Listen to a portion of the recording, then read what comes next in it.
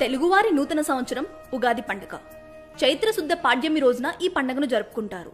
అసలు తెలుగు సంవత్సరాలకు పేర్లు ఎలా వచ్చాయి, ఇతర రాష్ట్రాల్లో ఈ పండుగను ఎలా జరుపుకుంటారో ఈ వీడియోలో తెలుసుకుందాం.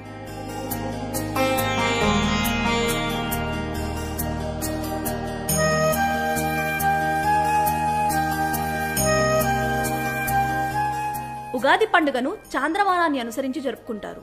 ఆంగ్ల సంవత్సరాలకు నెంబర్లున్నట్లే తెలుగు సంవత్సరాలకు కూడా ఒక్కో ఏడాదికి ఒక్కో పేరు ఉంటుంది. ఈ పేర్ల వెనుక కూడా ఒక కథ ప్రాచుర్యంలో ఉంది. ఒకరోజు నారదుడి గర్వాన్ని తగ్గించేందుకు విష్ణుమూర్తి మాయ చేసి అతన్ని మహిళగా మార్చేస్తాడు. స్త్రీ రూపంలో ఉన్న నారదుడు ఒక రాజుని పెళ్లి చేసుకుని 60 మంది పిల్లలకు జన్మనిచ్చాడు. అయితే 60 మంది ఒక యుద్ధంలో చనిపోతారు. తర్వాత విష్ణువు నారదుడి మాయను తొలగించి నీ పుత్రులు తెలుగు సంవత్సరాలుగా వర్ధిల్లుతారని వరమిచ్చాడని పురాణాలు చెప్తున్నాయి. అలా నారదుడి 60 మంది పిల్లల పేర్లు తెలుగు సంవత్సరాలుగా ఇప్పటికీ కొనసాగుతున్నాయి.